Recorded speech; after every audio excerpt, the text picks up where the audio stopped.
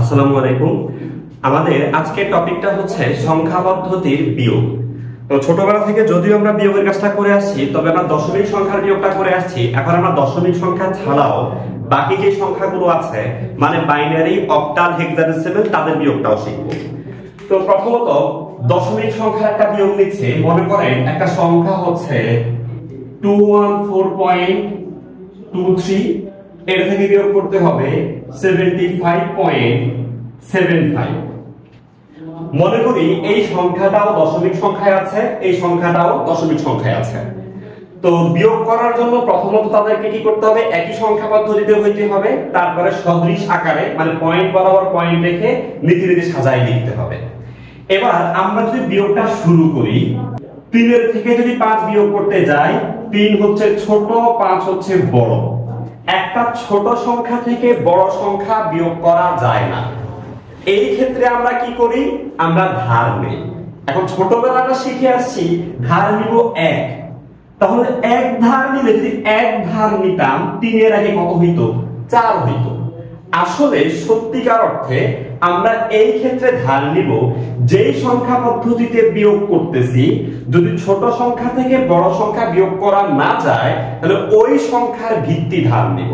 যদি এটা দশমিক সংখ্যা হয়ে থাকে, ধার নিলাম ভিত্তি 10, 10 আর 3 13, 13 থেকে 5 গেলে হচ্ছে 8।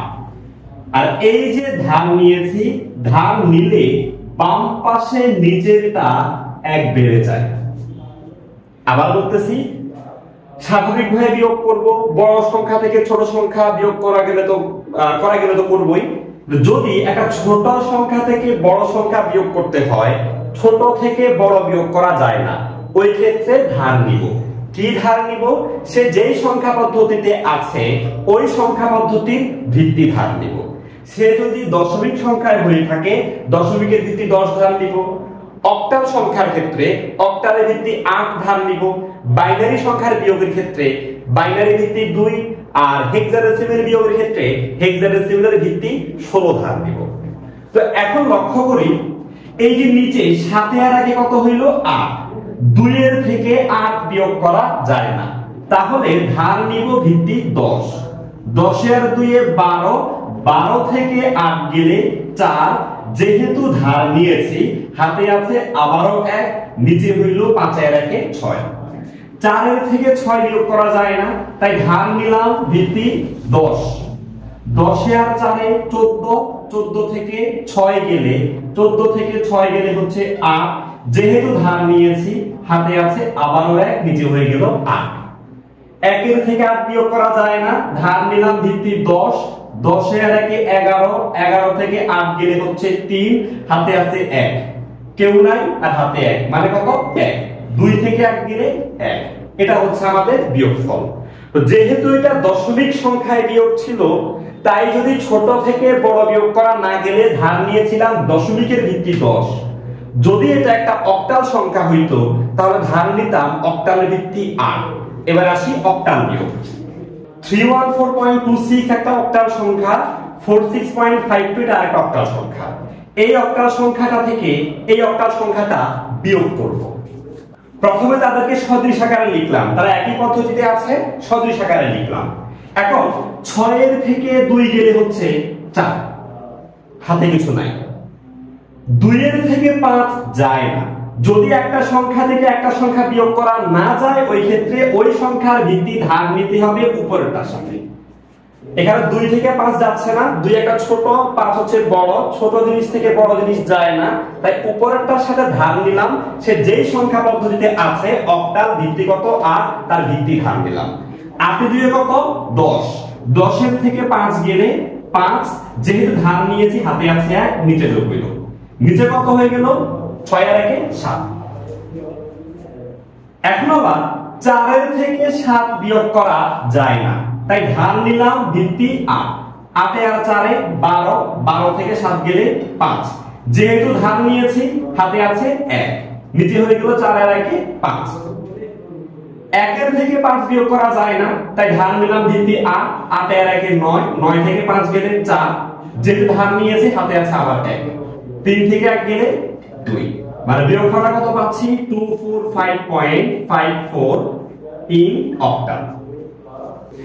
আরেকটা বিয়োগ দিচ্ছি 4052.36 একটা অক্টাল সংখ্যা, তার থেকে বিয়োগ করতে হবে 561.55 আরেকটা অক্টাল সংখ্যা।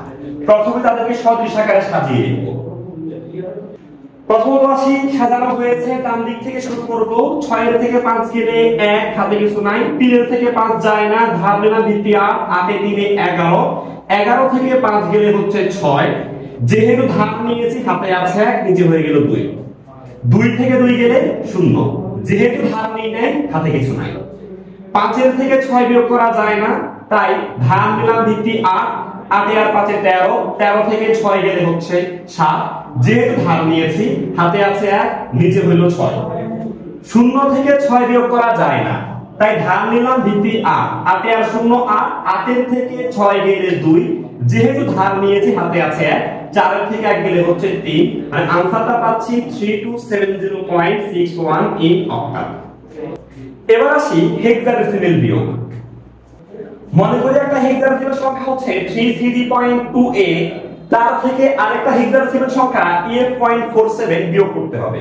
প্রথমে তাদেরকে সদৃশ আকারে লিখব। এখন বিয়োগ করার সময় সদৃশ আকারে সাজানোর পরে ডান দিক থেকে শুরু করব। এখন আমরা জানি হেক্সাডেসিমেল হচ্ছে 0 থেকে 9, তারপরে a b c d e এবং f। a মানে 10, b মানে 11, c মানে 12, d মানে 13, e মানে 14 এবং f মানে 15। এই হচ্ছে হেক্সাডেসিমেল অঙ্কগুলো। এখন a মানে 10, 10 এর থেকে 7 গেলে 3, ধার নিলে হাতে কিছু নাই। 2 থেকে 4 যায় না, 2 থেকে 4 বিয়োগ করব, 2 থেকে 4 বিয়োগ করা যায় না, তাই ধার নিব ভিত্তি। হেক্সাডেসিমেলের ভিত্তি কত 16, তাই ধার নিলাম ভিত্তি 16, 16 আর 2 কত 18, 18 থেকে 4 গেলে হচ্ছে কত 14। এখন 14 মানে কত, হেক্সাডেসিমেলের 14 মানে হচ্ছে e, যেহেতু ধার নিয়েছি হাতে আছে 1, নিচে হইল f মানে 15 আর একে হইল 16, d মানে হইল 13। এখন 13 থেকে 16 বিয়োগ করা যায় না, তাই ধার নিলাম ভিত্তি 16, 16 আর d মানে হচ্ছে 13, 16 আর 13 হয় কত 29, 29 থেকে f মানে 15 আর একে হইল কত 16, 29 থেকে 16 গেলে থাকে হইল কত 13, আর 13 মানে কত d, কত হইল d, হাতে আছে 1, কেন ধার নিয়েছি তাই হাতে আছে 1। e মানে হইল 14, 14 আর একে হইল কত 15, এখানে হইল 15।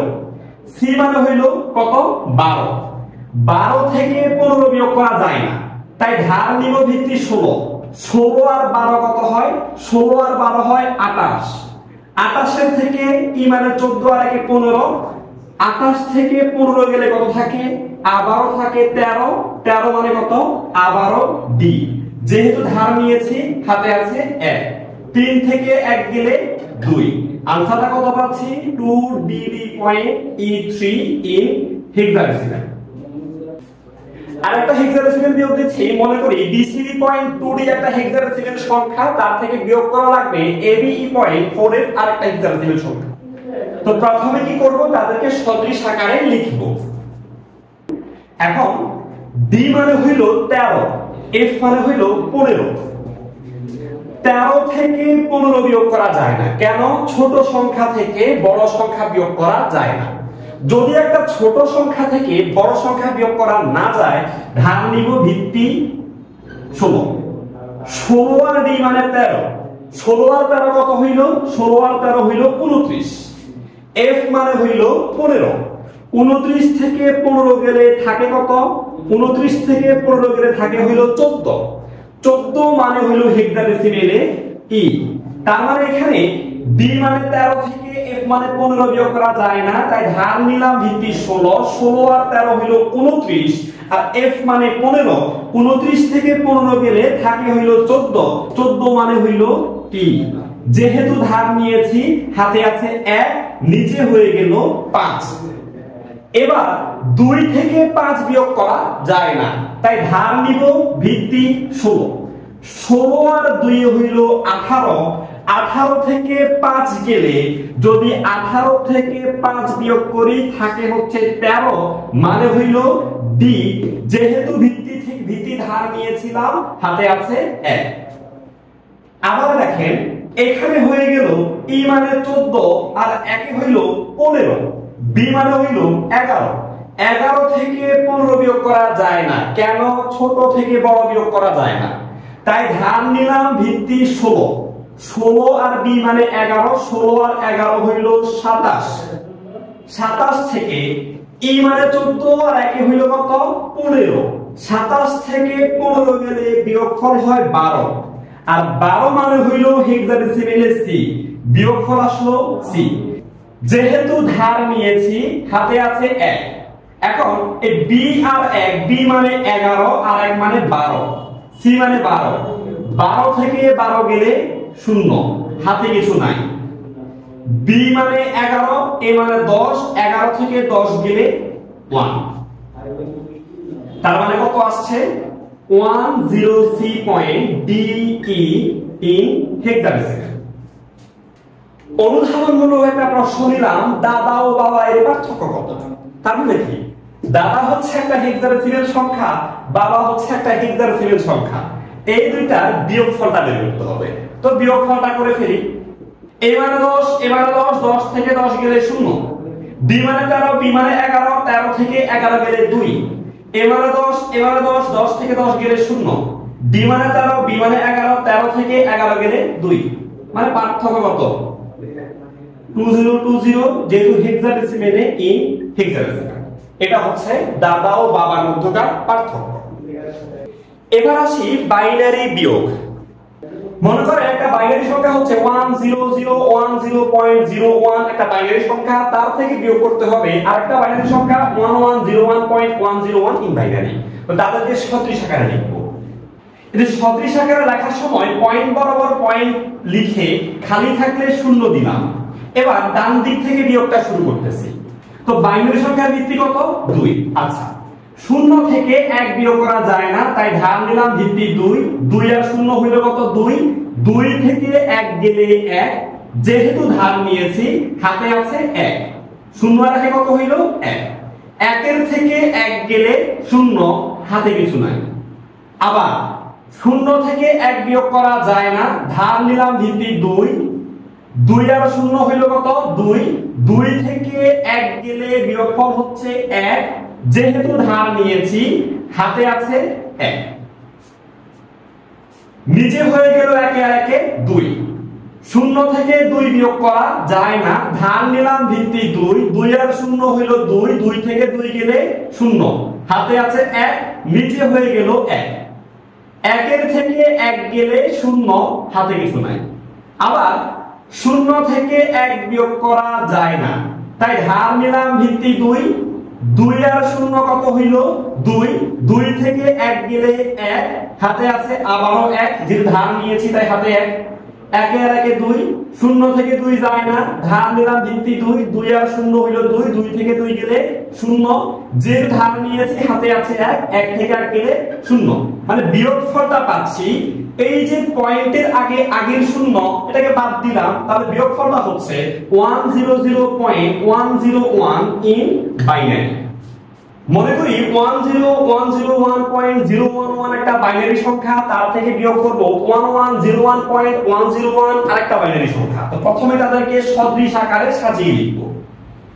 এখন প্রথমত আসি, 1 এর থেকে 1 গেলে 0, হাতে কিছু নাই। 1 এর থেকে 0 গেলে 1, হাতে কিছু নাই। কিন্তু 0 থেকে 1 বিয়োগ করা যায় না, তাই ধার নিব ভিত্তি 2। 2 আর 0 2। 2 থেকে 1 গেলে 1। যেহেতু ধার নিয়েছি হাতে আছে 1, নিচে হয়ে গেল 2। 1 এর থেকে 2 বিয়োগ করা যায় না, তাই ধার নিলাম ভিত্তি 2। 2 আর 1 কত হইল? 3। 3 এর থেকে 2 গেলে আছে কত? 1, হাতে আছে আবারও 1, নিচে হয়ে গেল 0 আর 1 1। এবার দেখেন 0 থেকে 1 বিয়োগ করা যায় না, ধার নিলাম ভিত্তি 2। 2 আর 0 কত? 2। 2 থেকে 1 গেলে 1।